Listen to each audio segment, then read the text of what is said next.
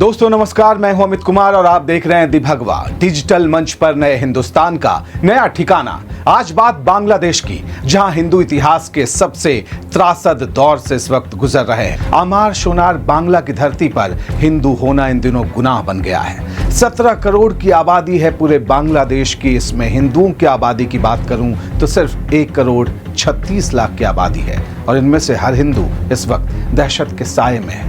वजह है कट्टरपंथियों के हाथों की कठपुतली बन चुके मोहम्मद यूनुस के राज में हिंदुओं के सफाए और उन पर जुल्म उठाने का नंगा नाच जो लगातार जारी है। कई महीनों से ये सब चल रहा है, कोई रोकने वाला नहीं, कोई देखने वाला नहीं, कोई टोकने वाला नहीं। बांग्लादेश में कहीं हिंदू बस्तियों को जलाया जा रहा, कहीं मंदिर को तहस नहस किया जा रहा, कहीं हिंदुओं के घरों में लूटपाट की जा रही, लोगों को अगवा किया जा रहा, स्कूली बच्चियां अचानक गायब हो जा रही, कहीं हिंदू युवकों को धर्मांतरण के लिए मजबूर किया जा रहा है तो कहीं ना करने पर उन्हें खुदकुशी के लिए, तो कहीं एक के बाद एक हिंदू युवतियों की गुमनाम मौत की खबरें अल्पसंख्यक समुदाय को बुरी तरह दहला रही हैं। ये सब कुछ हो रहा है अंतरिम सरकार के मुखिया मोहम्मद यूनुस के राज वाले बांग्लादेश में, जहां अब हिंदू होना गुनाह बन गया है, जो अब हिंदुओं के लिए किसी नर्क से कम नहीं। भले ही नर्क शब्द आपको इस वक्त अतिशयोक्ति जैसा लग सकता है, लेकिन अगर आप बांग्लादेश की सच्चाई को समझने की कोशिश करेंगे तो सच यही सामने आएगा।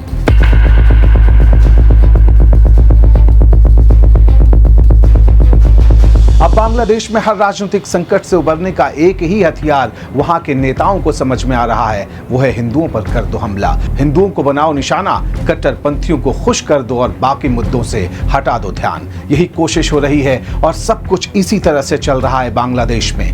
पूरी तरह नाकाम साबित हुए मोहम्मद यूनुस को अब सत्ता में बने रहने का सिर्फ एक यही आखिरी रास्ता नजर आ रहा है। बांग्लादेश नेशनलिस्ट पार्टी के अपने आकाओं और इस्लामी कट्टरपंथियों को खुश करने के लिए मोहम्मद यूनुस की सरकार ने हिंदुओं को नर्क की जिंदगी में धकेलना तय कर लिया है। अगर ऐसा नहीं होता तो बांग्लादेश के जैसोर से जैसी तस्वीरें सामने आई हैं, वो तस्वीर सामने नहीं आती।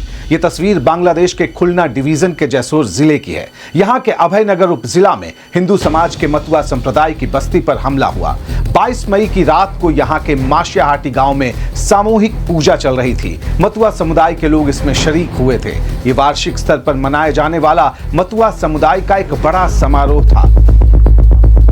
करीब 500 से 600 लोगों की तादाद वहां पे जमा थी। सभी मतुआ संप्रदाय के हिंदू थे। तभी कट्टरपंथी इस्लामी संगठनों के कार्यकर्ताओं ने हमला बोल दिया। यहाँ पे जमकर तोड़फोड़ की। इसके बाद कम से कम 18 घरों को फूंक डाला। 4 घंटे तक उपद्रव चलता रहा, आग लगाई जाती रही, लूटपाट होती रही। आतंक का वहां पे आलम था। आफत में आए सैकड़ों हिंदुओं ने फौरन पुलिस को खबर दी, लेकिन स्थानीय पुलिस से तब कोई मदद नहीं मिली। उनकी बस्तियां जलती रहीं, घर इसी तरह जल जल के खाक हो गए। हद तो ये कि 2 दिन तक मामला दर्ज नहीं किया गया। इसी बीच बेघर हुए डरे सहमे हिंदू परिवार पास के गांव में रिश्तेदारों के घर पर रहने को मजबूर है। उनके सामने कोई और चारा नहीं सिवाय इसके। हद तो ये कि हिंदुओं पर कट्टरपंथी इस्लामी संगठनों के सुनियोजित हमले को पुलिस ने आपसी टकराव का मामला करार दिया। इसके पीछे व्यवसायिक रंजिश को वजह बताया जा रहा। किसी तरह की राजनीतिक या कट्टरपंथियों की साजिश से पुलिस ने पहले ही दिन इनकार कर दिया। जबकि हमले के पीछे पीड़ित हिंदू चीख चीख कर बीएनपी समर्थकों और इस्लामी कट्टरपंथियों का हाथ बता रहे हैं, लेकिन कोई सुनने वाला नहीं, उन्हें कोई इंसाफ दिलाने वाला नहीं है। 4-5 জন লোক শুধু ওকে কাছ থেকে ফোন তিনি আইরা মেরে বাড়ি আসছে তা আমি যাইয়া বলতেছি বাবা ये की करते। सवाल है कि जब पुलिस इसे धर्म के आधार पर किया गया हमला मानने को ही तैयार नहीं, जब पुलिस ही तैयार नहीं, तो फिर अल्पसंख्यक हिंदुओं को न्याय यहां कौन दिलाएगा? दरअसल बांग्लादेश में अल्पसंख्यक हिंदुओं के साथ ही बौद्धों पर भी जमकर अत्याचार हो रहा है। हिंदुओं को तो निशाना बनाया जा रहा है, बौद्धों को भी बख्शा नहीं जा रहा। डराने के लिए पूरे टूल किट का इस्तेमाल किया जा रहा। किस तरह ये बता रहा हूं। धार्मिक स्थलों पर हमले किए जा रहे हैं। 21 मई को चिटगोंग के बंदरबन के अली कादम इलाके में भगवान बुद्ध की निर्माणाधीन प्रतिमा को यहां पे कट्टरपंथियों ने तोड़ दिया। ये मूर्ति मारिंगतांग धम जेडी महाबौद्ध मठ के पास बनाई जा रही थी।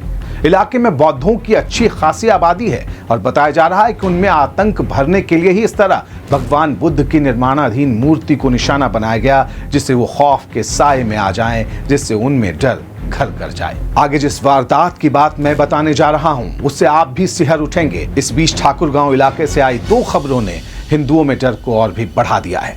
25 मई को ठाकुरगांव इलाके के पीरगंज से एक हिंदू महिला सिंजू बाला का शव मिला। तांगोन नदी से शव को बरामद किया गया। 54 साल की सिंजू बाला विधवा थी। उनके पति मजेन चंद राय की पहले ही मौत हो चुकी है। सिंजू बाला का परिवार दिनाजपुर जिले के बोचागंज थाने के मुबारकपुर पूर्वा पाड़ा गांव का रहने वाला है। स्थानीय पुलिस के मुताबिक संदिग्ध मौत की जांच चल रही है, लेकिन हिंदू संगठनों को शक है कि महिला की हत्या की गई है, क्योंकि ऐसी वारदात वहां कोई पहली बार नहीं हुई है। ठाकुरगांव के इलाके में हिंदुओं पर जुल्म सामान्य बात हो चली है। यही वजह है कि वहां के लोग खौफ में हैं। इसी बीच 25 मई की सुबह ठाकुरगांव इलाके से ही 3 हिंदू स्कूली छात्राओं के लापता होने की खबर ने पूरे इलाके में सनसनी मचा दी। सुबह तीनों क्लास के बाद स्कूल से निकली थी, लेकिन घर वापस नहीं आई। परिवार ने ठाकुरगांव थाने में शिकायत दर्ज कराई है। तीनों परिवारों के लोग कह रहे हैं कि उन्हें अनहोनी की आशंका सता रही है। परिवार दहशत में है। इस्लामी कट्टरपंथियों की तरफ से यहाँ हिंदू लड़कियों को निशाना बनाए जाने की वारदातों का सिलसिला कोई नया नहीं है, इसीलिए परिवार का डर ज्यादा बढ़ा हुआ है। स्थानीय बांग्ला अखबार देश परिवर्तन की एक रिपोर्ट के मुताबिक गायब छात्रा लूसी के पिता संतोष राय ने बताया कि स्कूल के बाद बेटी कोचिंग जाती थी। दोपहर में जब उन्होंने उसे फोन किया तो फोन नहीं उठाया। उसके बाद से बेटी लगातार गायब है।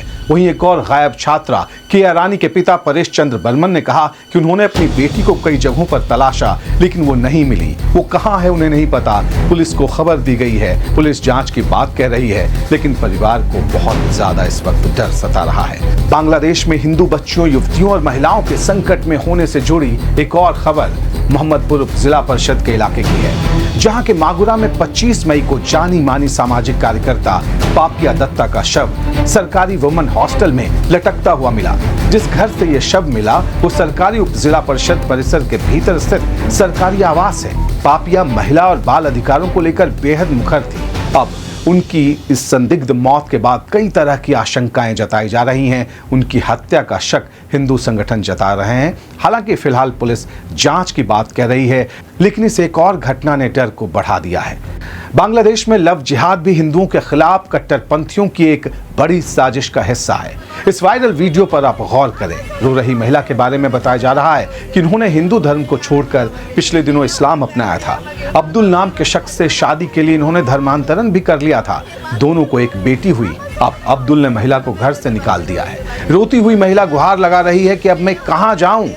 बताया जा रहा है कि बांग्लादेश में इस वक्त धर्मांतरण, लव जिहाद, सीधे हमले, ब्रेन वॉश, दबाव और दहशत के जरिए हिंदुओं के सफाई का मूक अभियान चल रहा है। ये एक तरह का टूल किट है कट्टरपंथियों का। उन्हें खुली छूट है किस तरह से हिंदुओं को डराओ धमकाओ, जिससे पहले से ही तेजी से गिरती हिंदुओं की आबादी शून्य तक पहुंच जाए। 1951 तक बांग्लादेश की आबादी में जो हिंदू 22% थे, अब वो 8% से नीचे पहुंच चुके हैं। जाहिर है उन्हें न जमीन निगल गई न आसमान। एक साजिश के तहत हिंदू धर्म और हिंदू संस्कृति को बांग्लादेश की धरती से तेजी से मिटाया जाता रहा और अब कट्टरपंथी सफाई का अंतिम फेज यानी अंतिम चरण पूरा करना चाहते हैं, जिससे हिंदू शून्य हो जाएं।